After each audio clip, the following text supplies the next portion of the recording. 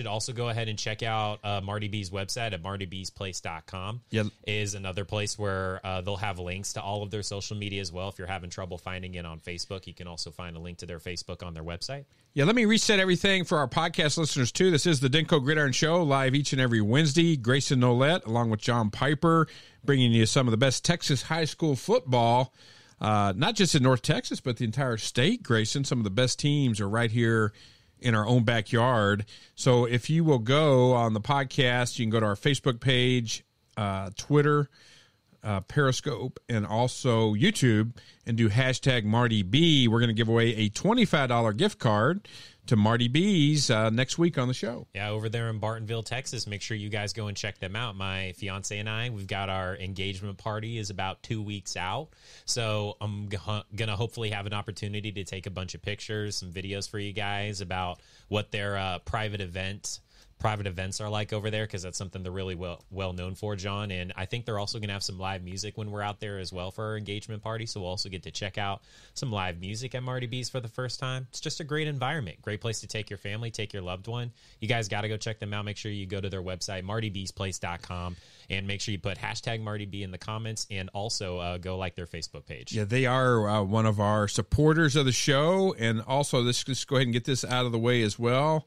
Our friends at Bud Bartley Homes, budbartleyhomes.com. They've been building in North Texas for over 30 years, building new construction in 3 different neighborhoods right here in North Texas, Grayson. Got 18 lots right on Lake Grapevine overlooking the Gaylord Texan. Also building on 2-acre lots in Copper Canyon as well as Highland Village.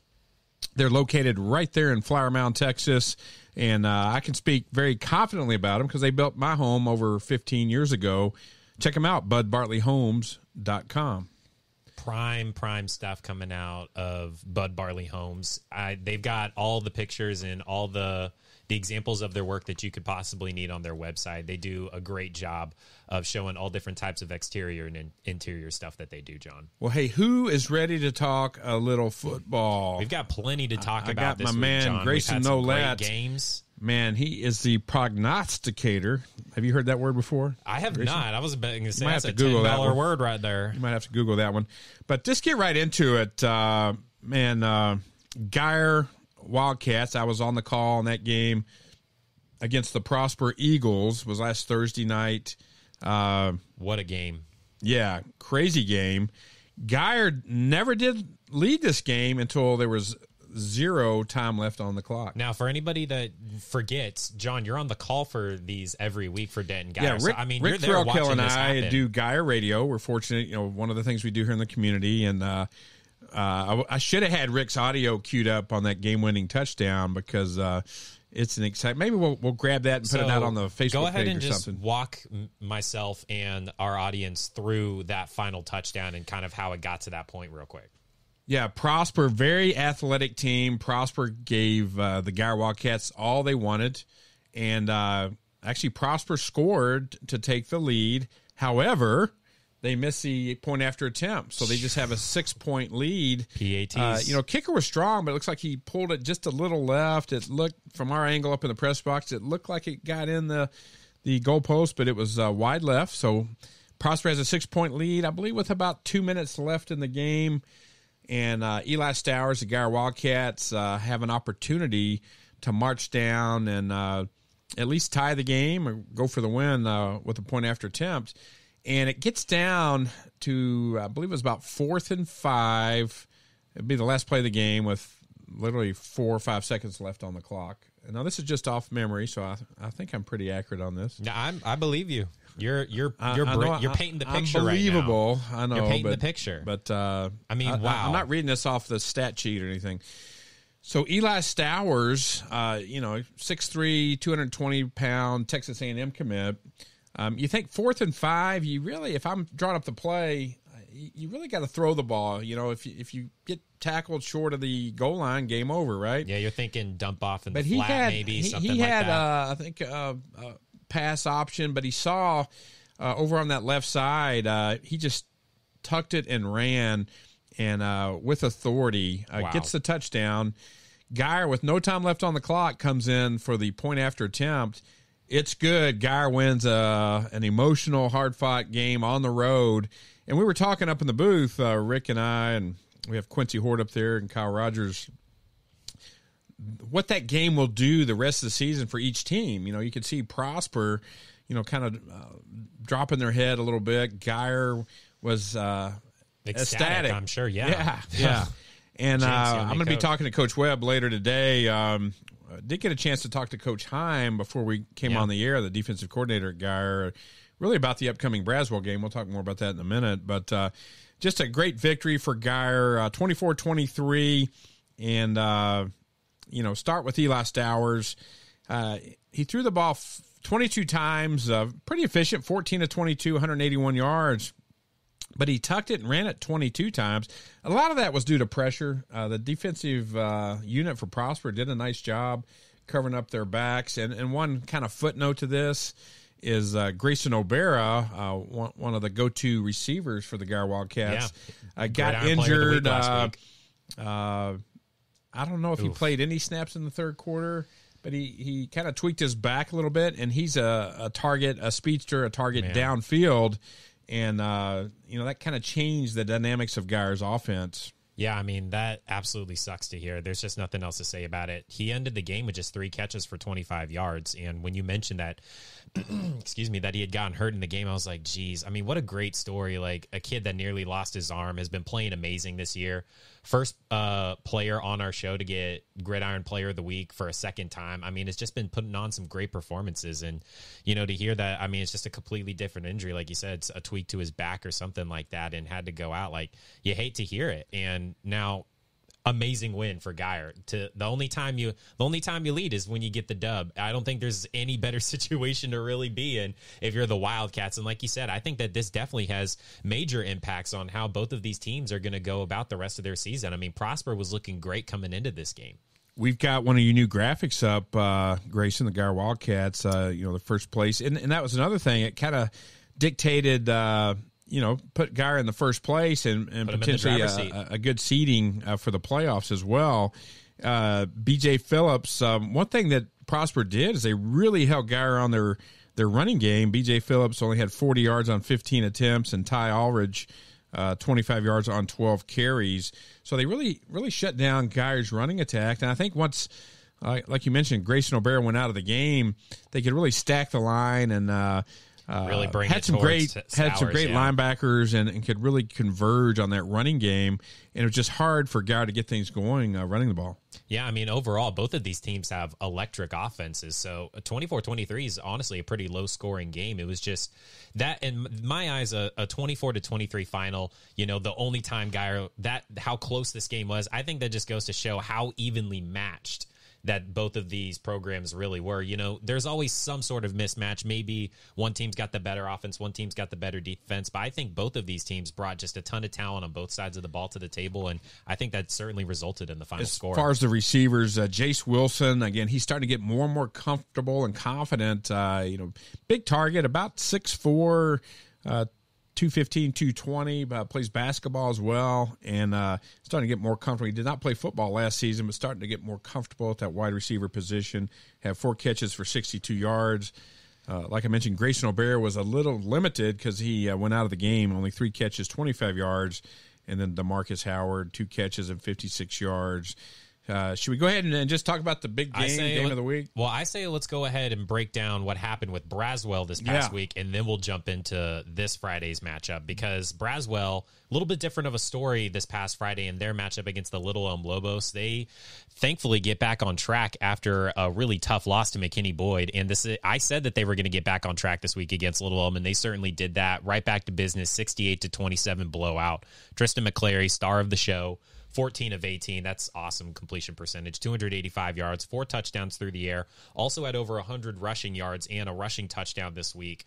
Tristan McClary was hungry, and so was the rest of the team. D. Gafford and Jamarian Sanford both did their thing. 4 touchdowns between the two of them. J.K. Carter over 125 yards receiving and 2 touchdowns on just 3 catches. Braswell took care of business. Great bounce back game, from that previous week. Absolutely. Coach Cody Moore, matter of fact, I'm going to talk to him later today in preparation of the Geyer-Braswell matchup. And, another storyline is Coach Cody Moore was the offensive coordinator at Rockwall with Coach Rodney Webb. Wow. When Coach Rodney Webb was the head coach at Rockwall. So not only is it a district battle right here in our own backyard, a new rivalry that'll start on Friday night, but they got a history together as well. I mean, to think that, if we were trying to talk about a game like this, the Guyer Wildcats versus the Braswell Bengals like 4 years ago, it would just be a completely different story. It would be, I mean, I hate to say it's similar to the Ryan and Denton High matchup earlier this year. You would have walked in and been like, yeah, Guyer's probably going to do what Guyer does against a, fairly new Braswell team. But now here we are.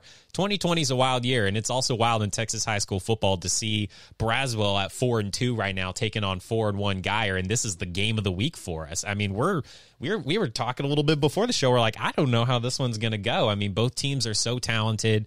It's going to be at C.H. Collins, so, I mean, it's more like there's no home field advantage. Both of those teams play there Friday night, 7 o'clock. It's not a Thursday game or anything like that, so both teams get a full week of practice. It's a must-win for both crews as well. There's a lot riding here, and I think that the thing about this is, if Guyer wins, I feel like Guyer's kind of in a lose-lose situation in this game to an extent. Because if Guyer wins, they're like, okay, yeah, you did what you're supposed to do. You beat the newer school. But if Guyer loses, this is a monumental win for Braswell and their program. Guyer has a couple injuries that'll be game-time decisions. And we haven't even mentioned that as well. We aren't 100% sure if Grayson O'Bear is going to play.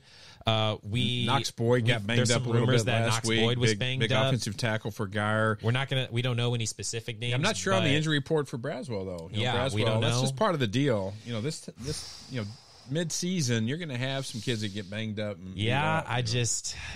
On paper, it looks like a lose-lose for Guyer, and for Braswell, it's a huge opportunity to kind of send a statement to the city of Denton and to the rest of Texas high school football to really prove, if you want to say, you are the real deal up here in Denton, I mean, you beat the number one Denton team, and that's the Guyer Wildcats. And that's a task. We're looking forward to this one. It's It'll really be exciting the more you look at it. And then you said the history between Cody Moore I glanced and at the weather. I think it's Rodney Webb. I mean, there's just so many storylines in this game. Two great quarterbacks, tons of talent, at wide receiver on the defensive side of the ball, all over the field. I mean, wow! This one should be nationally televised, John. It really should. Yeah, Braswell's going to really stretch out that. Guyer's got a star-studded defensive backfield led by Deuce Harmon, the A&M commit, Jordan Eubanks, Jaden Fugit.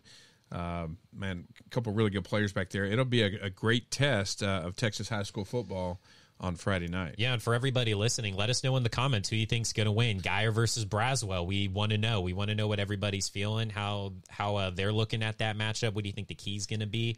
And make sure you go ahead and comment, share this, whether you're on Facebook, Twitter, YouTube. Get everybody involved. Let's figure out who's going to win this one. Yeah, I put that in the comment section, so we are thinking alike. Let's see, here's one. Sean McClary says 42-35 Braswell in a shocker. Wow, that's adjustments on defense for Braswell prediction. And a difference maker. Braswell offense gets a weapon back in Jacob Hernandez. There you go. So opposite of Jacob's been injured. Yeah, injury update, I guess. There nothing for like Braswell. Getting the feet on the street now. Bo Peacock kind of neutralizes that pick with a Guyer 45, Braswell 35 selection. That just goes to show that this is going to be a really fun matchup. So everybody, that's our game of the week this week. Keep your eyes on it, whether you're going to be at the game or if you're going to be checking it out online. Yeah, that one will be a lot of fun. And, that's kind of why we do what we do. Matchups like that, they don't come around often. They don't. And but, like I said, kind of like the Mound Showdown. This would have just been Mound. A totally different game 4 years ago. And now it's our game of the week here in 2020. And I love to see it. I can't wait to see how it goes down. It'll be neat when they get that new stadium built at Braswell, a more intimate stadium on campus, and they'll have some games there. It's probably starting in 2022, I believe. But, hey, enough about Guyer Braswell. We can keep talking about that one here. Let's move on over to Flower talking Mound. about that one. Yeah, let's go to Marcus, Flower Mound Marcus versus Plano last week. Marcus continues to roll with the win, 56-17. Yeah, and Garrett Nussmeyer continues to be the engine that makes that train run over there with the Marauders, 19-22, 342 yards through the air, 4 touchdowns passing, no interceptions. He's number 1 in 6A now in completions and touchdowns. And it seems like this Marcus team just continues to put more and more on the shoulders of Nussmeier. Like at the beginning of the year, you thought, yeah, the talent's kind of spread around, but like without Garrett Nussmeier out there on the field, I mean, this is just a completely different Marcus team, and there hasn't been a single group so far this season that has managed to stop him. Yeah, first in District 6-6A, and it will be interesting to see if anything can slow them down. I mean, we haven't seen it thus far this season. And honestly, the Marauders have struggled a little bit on the grounds in 2020, but they actually had a bit of a run game going with Caden Navarro, 11 carries, 119 yards and a touchdown, and then Gabe Espinoza had 87 yards and 2 rushing touchdowns as well. So this is definitely one of the better rushing performances out of the Marauders running backs as well. And we know that receiving core is going to do what it does. Dallas Dudley, 80 yards and a touchdown. Michael Sturdivant had a touchdown. Connor Vaughn had a touchdown. And that Marcus defense, 2 interceptions in this matchup as well. And we know that Garrett Nussmeier likes to capitalize on those things, and Marcus currently definitely in the driver's seat in 6-6A. Well, next up, they have a pretty formidable opponent in Capel. Capel's 4-1. They play Friday night at 7 o'clock as well. Capel always brings a pretty solid team to that district. Yeah, the Cowboys definitely have a better group in 2020 than they did in 2019, and that's just on both sides of the ball. They don't really have any stars like Garrett Nussmeier in their ranks, to my knowledge, and I think that this is definitely, game of the season so far for a Capel team that's honestly been playing really well. They're sitting at 4-1, way better than their start to last season. And I think that this is a situation where if the Cowboys go in there with a really solid game plan, keep the ball out of Garrett Nussmeier's hands. That's no team has managed to do it enough to where they keep points off the board. Keep that Marcus offense off the field. That's the best way to beat a high. Nobody's done it yet. It seems like Garrett Nussmeier's throwing 3 or 4 touchdowns every single week. Somebody's got to make it happen, and it might be the Cowboys. Good stuff. A Flower Mound Jaguars, playing tough football all season long. They take the Hebron Hawks. We knew it was going to be a tough game for Flower Mound on the road. Yep. And, we talk about it each and every week. Flower Mound's defense holds Hebron to only 14 points. The downside is the Flower Mound offense can only put 14 on the board. That game goes to overtime, and Flower Mound had a chance to win it in OT. Missed a field goal. Hebron ends up scoring a touchdown to win that one in overtime. Yeah, this was a heartbreaker for the Flower Mound Jaguars. It seemed like that there was a chance when Nick Ewers actually tied it up with a 30-yard touchdown to Parker Clark with 10 minutes left to go in the fourth quarter. So game gets tied up there. And then the Flower Mound defense, as you said, John, did what it does, which is dominate for the entire fourth quarter, hold off the Hebron Hawks. Yeah, for 10 minutes. For 10 minutes, they kept them off the board. And goes to overtime, and it's terrible. But Flower Mound in the second overtime actually has an opportunity to win this game, and they miss the potential game-winning 39-yard field goal. So there's your first heartbreaker right there. You should have won it in the second overtime. Then you go into the third overtime, and for people who Texas high school football OT in the second overtime, Flower Mound gets the second possession, which means they get the first in the third overtime. So in the third overtime, the Jaguars kick a field goal, which means if Hebron scores a touchdown, they win, and that's exactly what happened. And 25-20, the final score there. There's a reason why I didn't predict this game last week, because I wasn't sure how it was going to go down. I thought both of these teams were really evenly matched, and once again, it goes to show just right there. Triple overtime came right down to the final play. Yeah, Parker Clark came up big, 8 catches, 142 yards. Best game of the season for him. Isaac Carpenter, 5 catches for 41 yards. And Walker Mulkey, 4 catches for 42 yards. Flower Mound had 1 interception and only allowed 1.5 yards per carry. Yeah, the Jaguars certainly they forced Hebron to go through the air, and the Hawks were able to do that, to be perfectly honest with you. Weston Conaway had 3 touchdowns, no interceptions for that Hawks passing game, and Hebron was just able to squeak by and stay undefeated in district play. Well, one nice thing we've got going for us here, fans, is Grayson is the voice of the Louisville Fighting Farmers. Calls their play-by-play on most Friday nights. I'd be lying if I said I wasn't a little excited to have the opportunity to talk about the Louisville Fighting Farmers. So why don't you break down this upcoming matchup? I'll just give it all to you. Yeah, I know we've got... I did get a chance to visit with Coach Basil the other day, so I may weave in something, but Louisville Fighting Farmers and the Flower Mound Jaguars. Yep, and this one's going to be at Flower Mound. This is the second year in a row that this matchup is taking place at Flower Mound, and that's due to redistricting this season. So the Jaguars have the opportunity to get home field advantage against the Fighting Farmers for the second year in a row. And by the way, while I'm talking about this game, let us know in the comments who you guys think are going to win between Flower Mound and Louisville. I'd really like to hear y'all's opinions on this game, but. This is definitely an interesting matchup. It's one that right off the bat, I'll say I cannot predict who's going to win. I think it's another really evenly matched game. Flower Mound 2-3. Louisville's coming off a win over Plano East this past Friday. 56-42 was the final in that one. Really high scoring game.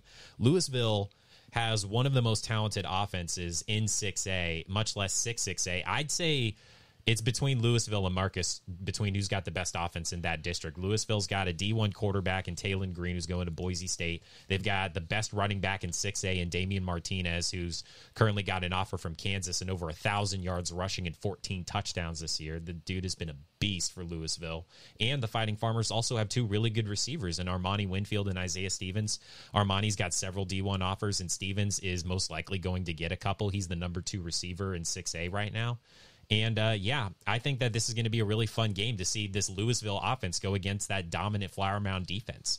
And I think that that's really the key to this one is how that matchup goes. And the thing about the Fighting Farmers is as talented as their offense is, they've been inconsistent on defense this year. So we might see Nick Ewers really go off here against Louisville at home. Could be a big opportunity for the Jaguars to maybe come out big if Louisville's not able to execute on defense. I had a chance to catch up with Coach Basil, after that tough loss, and he said his kids have really bounced back. You learn from adversity, but they're going to be ready to go, and should be another classic game that we'll be talking about next week. And I actually also got to interview head coach of the Louisville Fighting Farmers, Mike Odell, on yesterday, and I'm not going to get too deep into that interview because I want everybody to listen to my broadcast on Friday to hear the whole thing. But the only thing I'll say is Coach Odell has this one circled on his calendar. Flower Mound's the only team that Mike Odell has not beaten since he's become the head coach of Louisville 4 years ago. And it's certainly starting to get to him. The Fighting Farmers have had an opportunity to win the last 2 years. They had a 34-7 lead 2 years ago, and they blew it 31 unanswered by Flower Mound in the second half. And then this past year, the Jaguars scored with 20 seconds on the clock to come out with a 3-point victory. So Louisville is certainly hungry for this win in particular. And the fact that it's a district matchup makes it that much more exciting, honestly. Well, Grayson next up, and the high-flying Ryan Raiders. I'll just call them the Ryan Raider Express.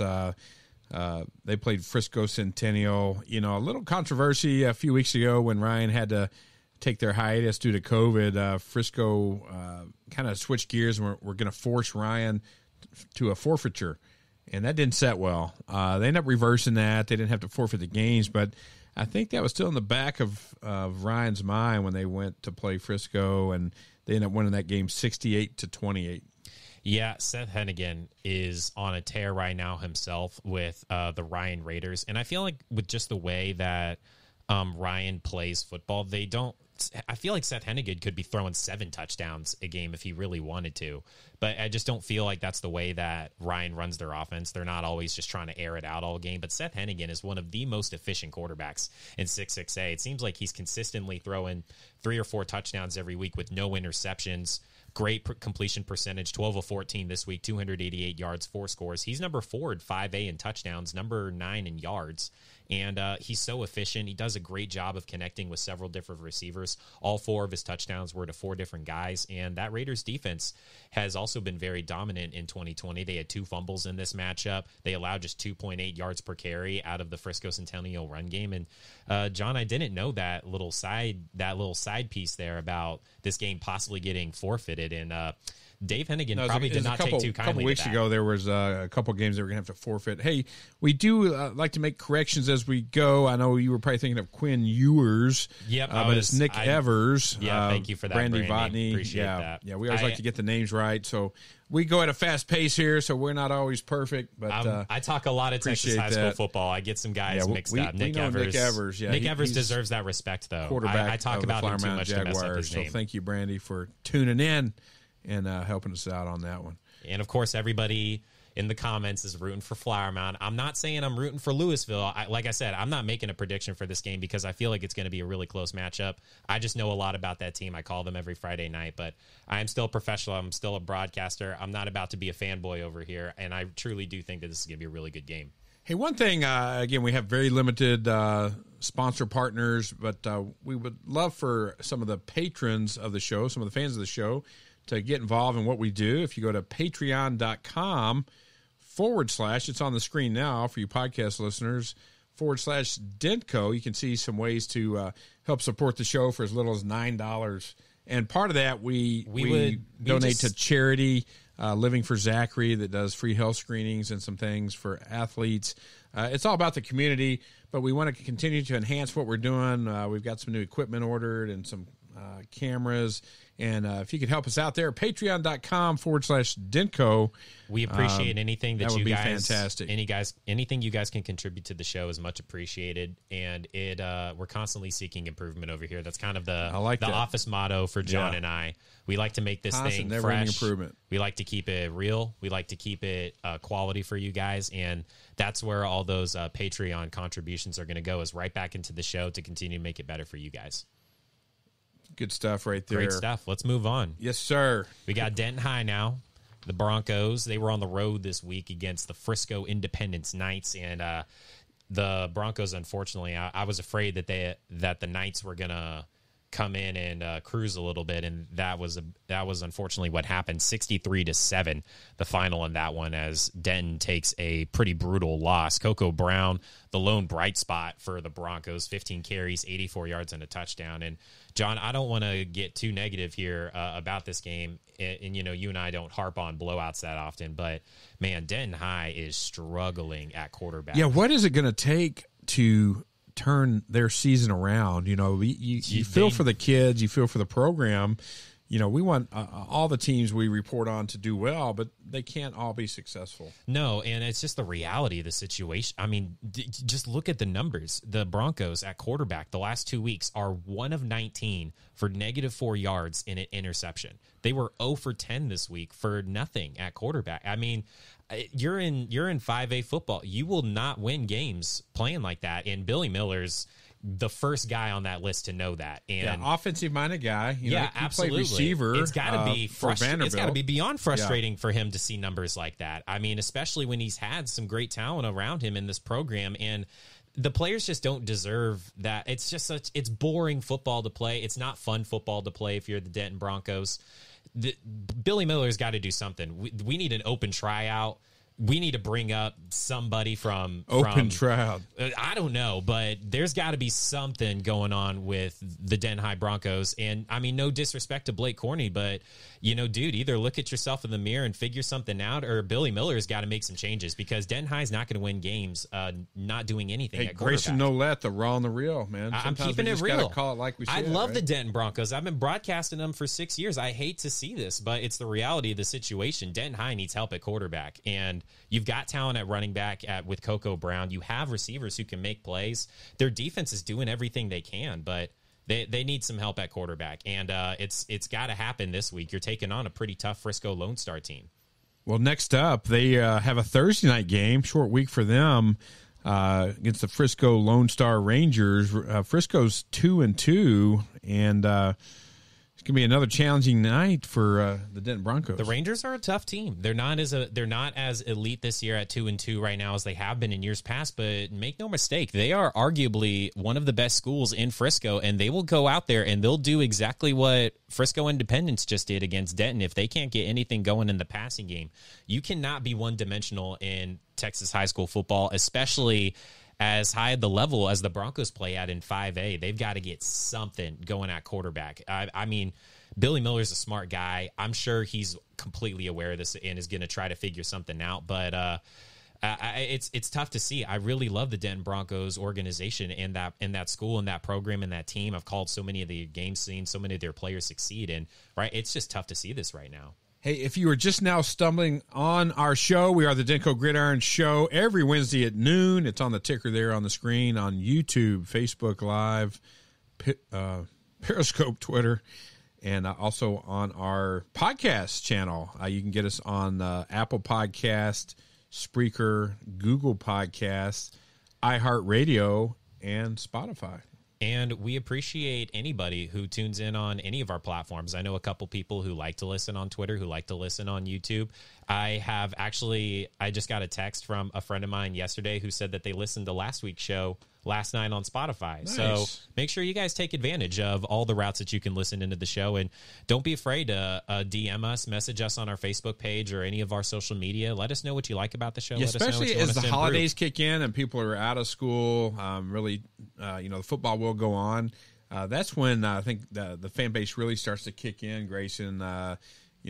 School's out of session, so they can, whether it's college or high school, and really start tuning in. Yep, absolutely. And next up, Lake next up, Dallas. We've got the Falcons. This was our one team that didn't play this past week as they unfortunately had their game against the Princeton Panthers canceled due to COVID. So no recap for the Lake Dallas Falcons this week. So they basically got a bye. But this Friday, they've got a matchup against the Denison Yellow Jackets, who are currently 3-2. Lake Dallas sits at 1-4. That's a Friday night matchup. Lake Dallas is at home, so that's certainly big to not only have a bye week, but you're also at home. So that's big for them. But the Falcons were struggling the week before they got this bye week due to COVID. And I don't know. I hope that Michael Young. Yeah, Michael Young and the rest of his coaching staff have made a couple of changes and adjustments and got this thing figured out. They have a star in Andre Minifield. I think Andre Minifield is arguably the best player on that Lake Dallas offense. I hope to see big numbers from him again this week against Denison. I did get to visit with Coach Young briefly. He says they needed a game off. They've been pretty banged up and beat up. So hopefully that'll help fuel the Lake Dallas Falcons to some better things this second half of the season. I think that this was the perfect time to have a bye week if you were the Lake Dallas Falcons. It was just right in the middle of your season. You've had a bit of a rough start at 1-4. This was a great time to, like you said, John, get healthy, get refocused, come up with a great game plan against a solid Denison team. And if they are able to come out with a win against the Yellow Jackets, you're the underdog in that matchup. That's a good Denison team, a big school. That'd be a solid win for them at home on Friday night. Well, hey, next up, Coach Todd Rogers and the Argyle Eagles. Happy belated birthday to Coach Rogers. He had a birthday, I think, this past weekend. So he's having a great birthday season. Argyle just playing some great football, number one in 4A. And much like the Ryan Raiders and the Marcus Marauders, what's it going to take to slow down the Argyle Eagles? I don't know. They took on the Terrell Tigers 2 Fridays ago. This past Friday, they took on the Kaufman Lions, and it was just another day of business for the Argyle Eagles. 48-7 is the final score. C.J. Rogers, number 1 in 4A in yards, number 1 in touchdowns, number 2 in completions. He's tops in that district. He actually has the slow day at just 240 yards and a touchdown. Efficient game for C.J. Rogers, but it was Tito Bice who really took over for Argyle on this was senior night, John, by the way. Good to see Eagles. Tito Bice really back in full swing. Yeah. How many carries did he have, Grayson? 10 carries. Just 10 carries, but you and I know how much talent the Eagles have in that backfield. They really like to spread the ball around there, but he made the most of those 10 carries for 3 touchdowns, and I think that that's really the thing about Tito Bice is when he touches the ball, he's got the potential to take it all the way, and that was just an example of that this past Friday. 10 carries, 61 yards, 3 touchdowns. He led all 9 area teams this past week in touchdowns. The Argyle defense continues to come up big, 2 interceptions and a fumble.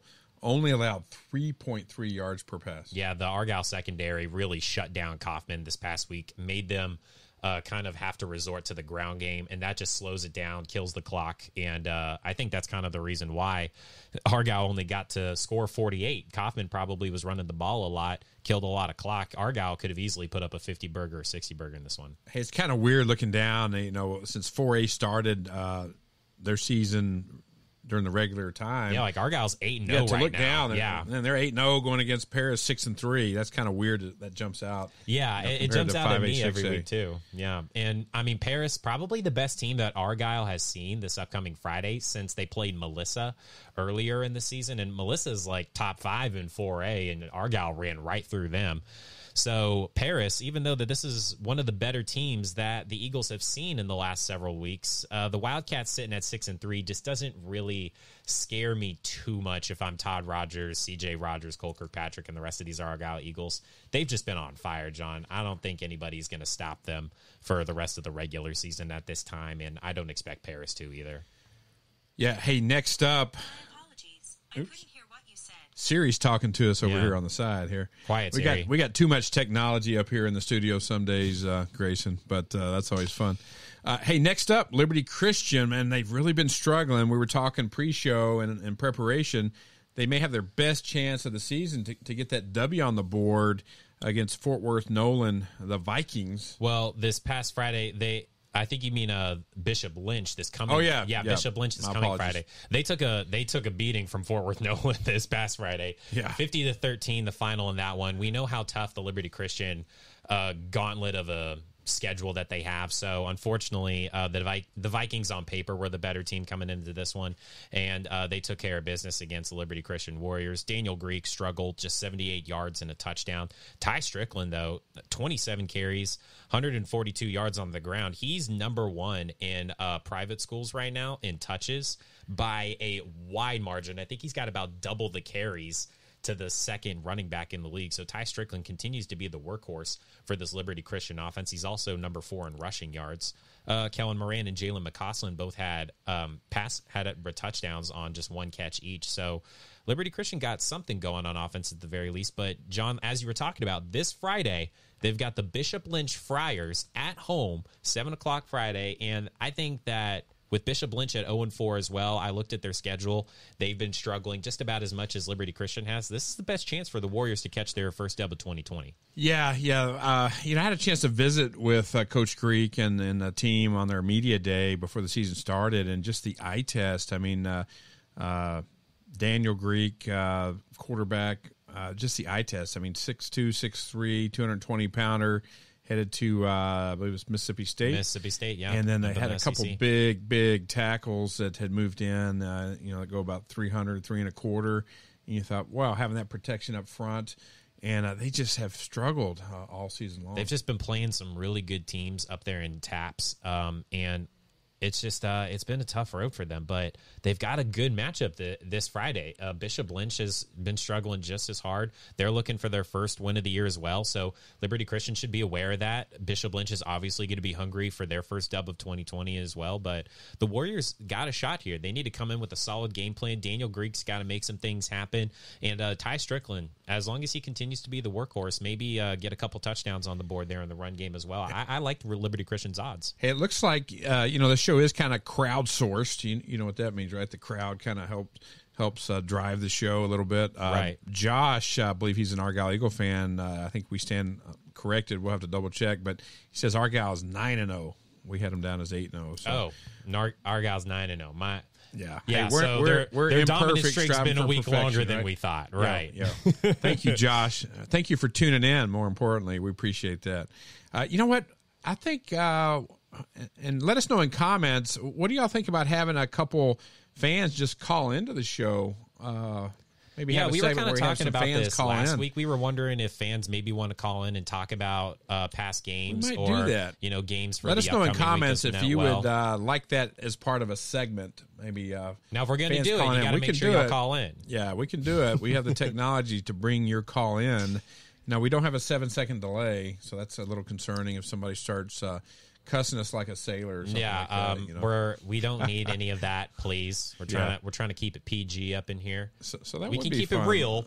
I we call gotta it keep kind it of the PG. fan zone. The fan zone. Yeah, I'd we like did that. a couple years ago. Let us know what you guys think about that. Actually, we can bring them on with the video feed as well. Yeah. So, yeah, something to add. We're always looking, like I said, constant, never-ending improvement there, Grayson. Trying to keep it fresh. Trying to keep it real. Well, man, I think it's time for a segment that the fan base has really enjoyed the last couple weeks.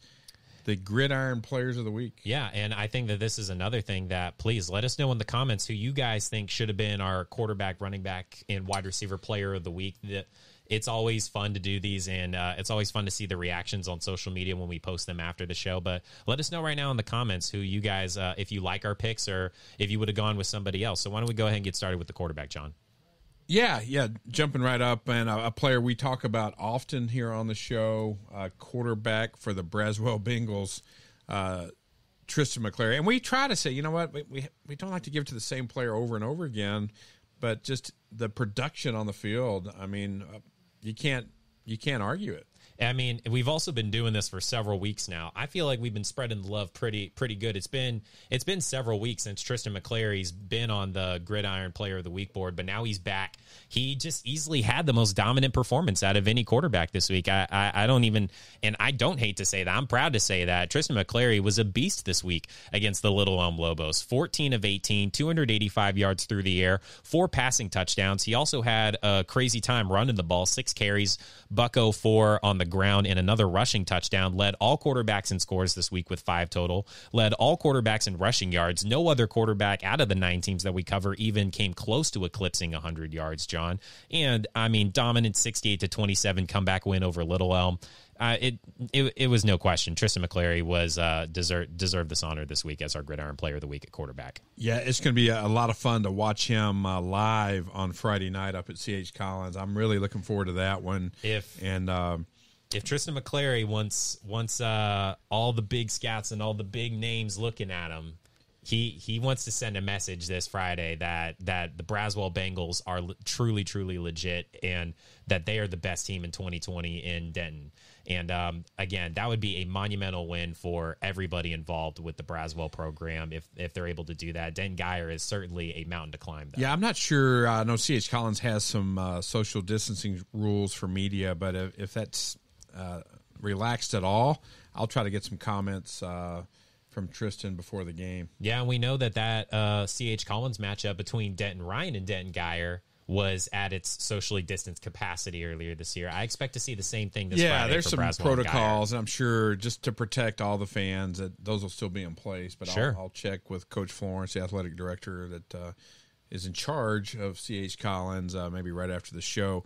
Well, hey, let me talk about the next one because I do follow Flower Mound pretty closely, and receiver for Flower Mound. Let me bring him up now. Parker Clark. Wow, had a big night, really helped contribute to that.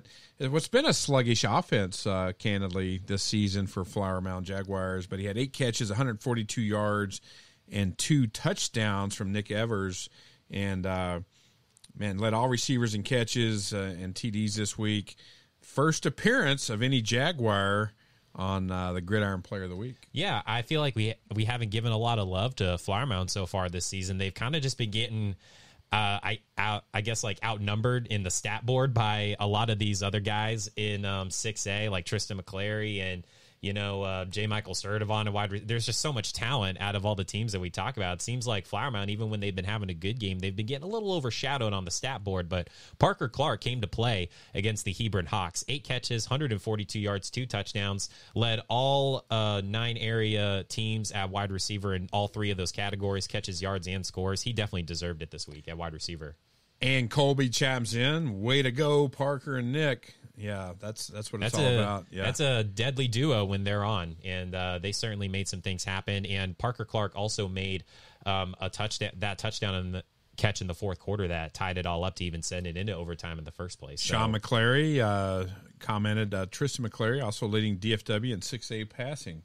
Yes, he is. He's top quarterback in 6A right now. Just a monster. Yeah, good stuff. And it's right here in our own backyard. We're right here, right off the square in Denton, Texas, and we're right in the heart of, again, some of the best football, not just the state of Texas, but the whole country. I mean, we're honored to be able to cover the teams that we're able to cover. I mean, Argyle's the number 1 team in 4A right now. Den Ryan's the number 1 team in 5A right now. Braswell and Geyer are tops in 6A. Like, it seems like we're talking about so many blowouts and dubs every week, but that's just kind of a blessing that we get here on the show. It's better than covering a bunch of losses every week. You know what I'm saying, John? Hey, and last up, I'll let you take this one. Man, we're glad to see this. He came off some injuries last year, and we were a little concerned about him early in the season, but running back for the Argyle Eagles, Tito Bice. We are certainly excited to be able to put Tito Bice up as a Gridiron Player of the Week this week. Led all running backs in scores this week. He was the only running back, I believe. I think the Denton guy, or Denton Braswell's running back, it was Jamarian Sanford. Jamarian Sanford also had 3 rushing touchdowns this week, but Tito Bice did it on 10 carries. And it's also just been a testament to his story, coming back from a brutal ACL injury that he had. And coming into this year, it seemed like he was still kind of fighting that injury. But for him to come out this past week, put the Argyle Eagles at 9-0 and be the leading scorer, the lead man in that matchup, despite all the talent that Argyle has, I think Tito Bice certainly deserved the honor this week. Yeah, congratulations, Tito, and the Argyle Eagles. Man, they just keep getting it done week in, Number one week team out. in 4A. I just said it. And Grayson, this is one reason you're passionate about pursuing sports and broadcasting. It's for the fans. And let's see. Actually, I'm getting a little behind here, but Ann Colby says, "Hey, thank you for covering high school sports." And that's what it's all about. Lori Bice tunes in, and of course she puts a heart up there. I think that might be Tito's mom. Hey, we just want to say don't know for sure, but Tito certainly thank you for deserved it tuning this in. week. He's great story, great kid, and we're just glad to see him back on the field doing what he does best. Well, man, any closing comments and thoughts, man? What an action-packed show, and we always try to get people out within their lunch hour, and man, that was fast-paced. Any parting comments? We had a lot Grayson? of different games and predictions and insights to make. Make sure you guys tune into our game of the week this week. Geyer versus Braswell is where you want to be tuning in. I'm obviously going to be calling Louisville versus Flower Mound, so all my Jaguars fans out there, you can look into that as well. You can go ahead and DM me personally. I'll comment here on the video. If you want to know where to listen to my broadcast for Friday, I won't put that here on the show. But if you guys want to know, I'll send you a link personally, and I'll drop a comment here so you guys know where to message me on Facebook. It's Flower Mound. We can put a link on the show. So check our notes section. We can put a link to that on the show. Yeah, check the comments on this video. We'll give you guys the link. If you want to tune in, in. a lot of fans like to bounce around. Tune into a Flower Mound game, tune into Geyer game, a Ryan game. So a lot of the content is out there on live stream now. Make sure you tune in to this guy right here called Denton Geyer we'll be, versus Rick Braswell. Throkill and myself will be on the Geyer call. I'll be on Flower Mound versus Louisville, so that's pretty fun. I feel like that's the first time that's happened this week. Yeah, it'll be fun. And man, thank you, the fan, for tuning in, making this one special each and every week. Episode 11. Episode 11. Yeah, hard to believe. Episode 11 of season 4. Yeah, thank you guys so much for tuning podcast listeners, thank you for tuning in. Make sure you guys share this out. Watch the replay. I personally and I'm kind of tuned out of the news cycles, and I call it radio on demand for podcasts and video on demand for watching replays of the live stream. But hey, for Grayson Nolette, I'm John Piper. That's going to do it for this week. Thank you so much for being a part of this one.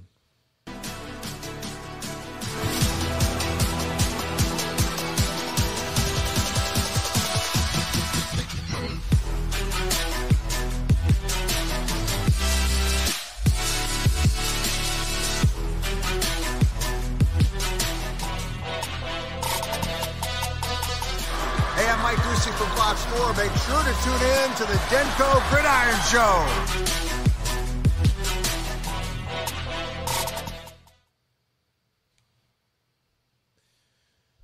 Man, perfect. Good job. That was tight. I thought that was really tight, right? Yeah. Anything we should have tweaked or done better? Interesting. Sean McClary commented, Tito is a beast. Him and Tristan work with the same QB coach when Tito was working on his receiving game. Tristan McClary and Tito Bice. Yeah. That's pretty cool. That's his target, one of his targets. Yeah. Yeah, that's awesome.